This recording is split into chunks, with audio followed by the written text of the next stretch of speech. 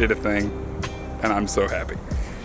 I cannot express how like floored and stoked I am about this purchase. This is the smartest decision I've ever made. It's also one of the coolest decisions I've ever made.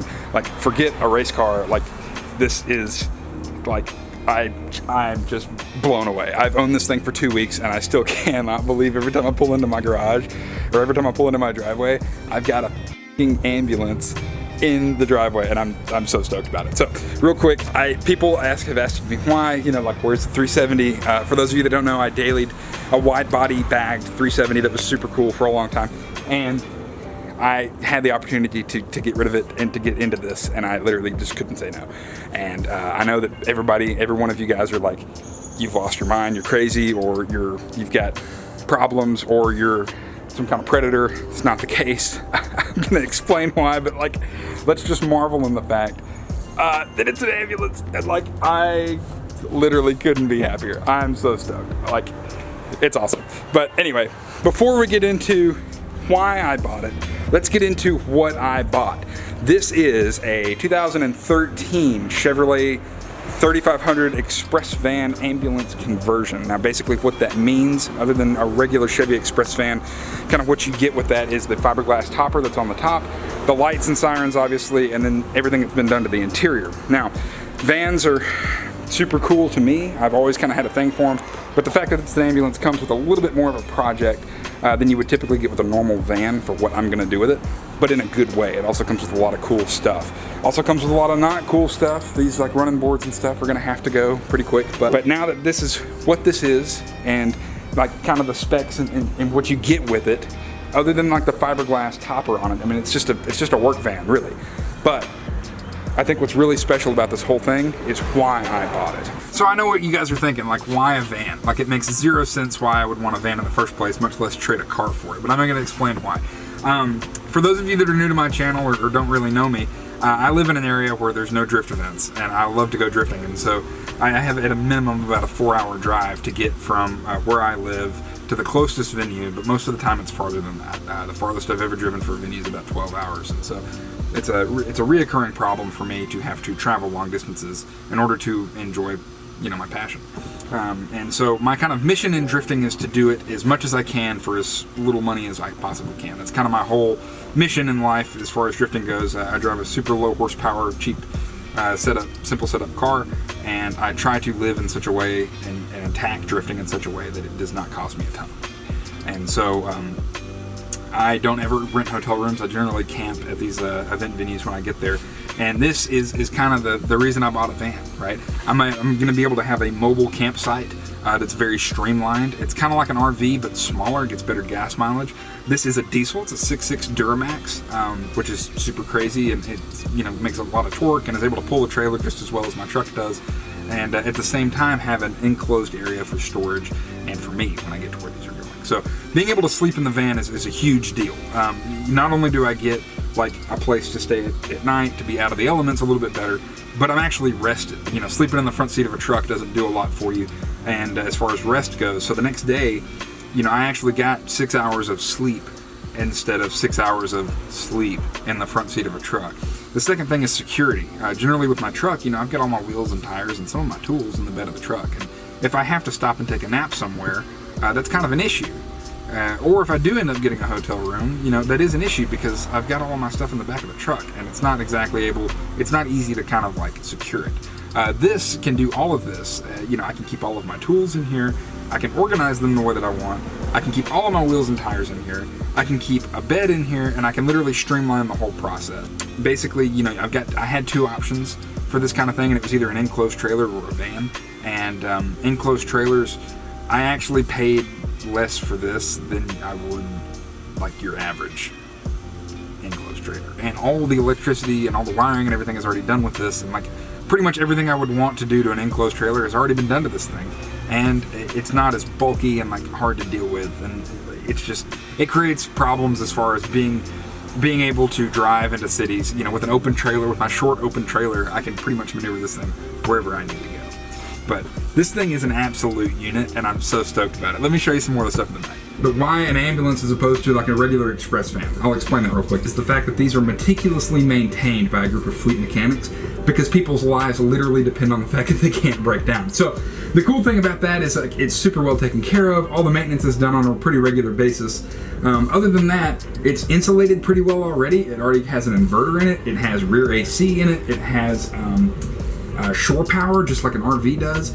It also has transmission coolers and oil coolers and all kinds of performance parts to keep it running. This thing also has 2 alternators, and it's crazy the amount of stuff that you can actually run with this thing with it off. And then it's got like 3 batteries in it, and I'm gonna probably put a battery bank in it. And there's just all kinds of cool stuff that it already has with it that I can repurpose for my uses. So pretty much all of this stuff back here I'm going to take out and I'm going to replace with my own stuff. I'm going to try to put a bed back here, and I'd like to put a tire rack on it. I don't know if I'm going to put the tire rack on the outside or on the inside. I don't know yet. That's pretty much all up for debate. What is not up for debate, however, is the fact that I'm going to like smother this thing in Ghostbusters stuff. I've already ordered a license plate for it. Like, I'm stoked. Like, owning an ambulance, like I can't own an ambulance and not do Ghostbusters stuff, right? So basically the first thing, these shelves. I'll step outside so you can see them better. I'm not really going to be able to do anything with these, and the fact is that they're super shallow. I don't know if you guys can tell on camera if it'll pick it up, but it's shallow enough. It's meant for carrying like medicine or like medical equipment and that kind of thing, and it's not very deep, and so I actually can't use it. So we're going to cut it out.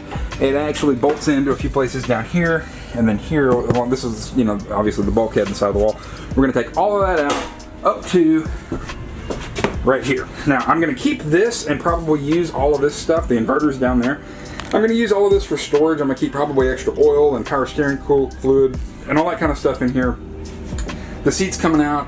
That's coming out because it's super in the way. The rear AC works. This overhead storage I'm going to keep because it looks like it could actually be pretty useful.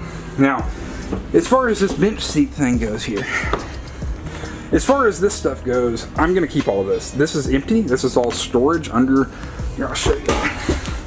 This is all storage underneath here, and you can actually fit a lot of stuff in there. I've actually already got a box of like spare parts and stuff. I carry like a little emergency kit with me to drift events.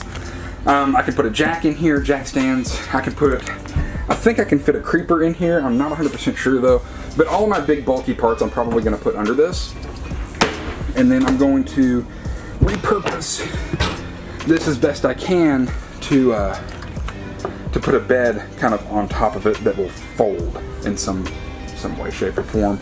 I'd like to have a way to build a bed that will fold up where the mattress will sit up here. You can still walk in and out of this place, still use this as a seat, and kind of go from there. However, I'm also not it's not out of the question to build a bed up here across and then just like leave all this. I really don't know what I'm going to do with it, but what I am like stoked about, there's a ton of room in here, and you know, once you pull all the BS out of here, you actually have a pretty usable van. I'm going to pull the bulkhead out between the driver and the passenger side. It takes up space, all that. I've got to put new seats in the front of it. All things that'll come. One more super cool thing about this is it was used to store oxygen, and it has a plug-in here that runs throughout the van, I'm guessing up to the front, to run oxygen through it, but I really don't know what to do with this space. I have a couple of options. I can either put a nitrous bottle back here, because we're about to do a swap and that will require a nitrous bottle, or I can put a nitrogen tank back here and use it to fill tires instead of having to use an air compressor. So I think I'm probably going to end up keeping that. I don't know what this is right here. I don't know what this is. I think it's just like a filler panel or something. That's going to come out. This is definitely coming out. That's coming out. The gurney's already out of it. All of that good stuff. But I'm stoked. Like the overhead lights work really well. The rear AC works great. The inverter works great. Like everything about it works. The lights and the sirens still work. These things have got, has got some like hellacious work lights on it. Like on the side of the interstate in the middle of the night, if you have to work on something, you turn those things on and they make a crazy amount of light. And other than that, I'm probably going to end up putting a like an awning on one side to come out so that when the doors are open, I can have a place to kind of be under the shade and working. But yeah, whoa, come on now. Yeah, I am super stoked about this. I think that I can repurpose this and use it for pretty much anything I would need to do. The fact that it's a diesel is cool. I'm gonna have to do some work to it to get the gas mileage that I want, but that's beside the point. It's already got a trash can in here. It's like super nasty. I'm gonna have to fix that. I'm stoked, not only the fact that it's just this super cool, oddball, wacky purchase, but the fact that I have something else to build. The 240 has been a lot of fun for me, and I'm gonna continue to drive it for a long time, but there just comes a point where a car gets to the point where it really can't progress any farther, and you need a new project to work on, and this is my new project, and I'm so stoked about it. And there's a lot of like creative liberty I'm gonna be able to take with this, and there's some really cool tricks that the whole van life community has brought to fruition. But yeah, I'm really stoked. One more thing real quick before I stop this video. The coolest thing, the absolute coolest part of the whole thing is the fact that all this stuff still works. It still has all the lights on it, and all of this stuff still works. And the really cool part,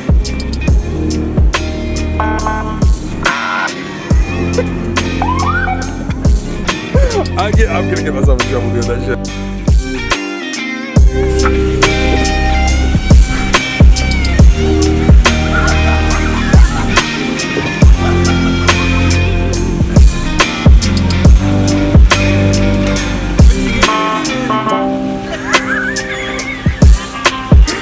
Yes! Jump in there. This is the coolest thing you've ever seen. This is pretty cool. Where'd you get it from? A guy in Scott, Arkansas.